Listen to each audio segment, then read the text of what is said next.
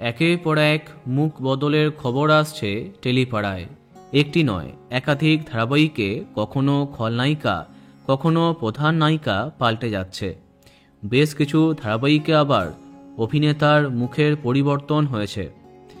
সম্প্রতি রোশনাই ধারাবাহিকে নায়িকা বদলকে নিয়ে শোরগরম ছিল টেলিপাড়া।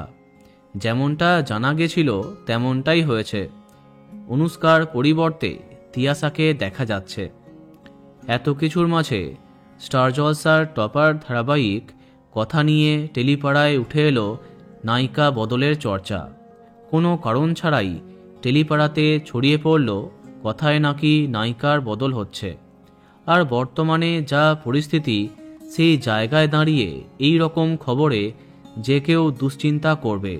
তাই অনেকেই জানতে চাইছিলে কথায় নায়িকা বদলের খবরে কতটা সত্যতা আছে। সত্যি কি কথা চরিত্রে সুস্মিতা দেকে আর দেখা যাবে না? প্রকৃতপক্ষে কথার নায়িকা বদলের খবরটা একটা গুজব ছাড়া কিছুই নয়।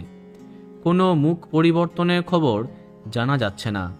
তবে শোনা যাচ্ছে কথায় এক নতুন নায়িকা চরিত্রের আগমন হতে পারে, যার আগমনে আরও জমে উঠবে কথা।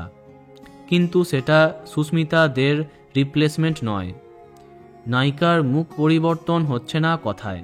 সবার প্রিয় সুস্মিতা দেকেই দেখা যাবে এভির সাথে, কেননা তাকে ছাড়া একদমই জমবে না কথা।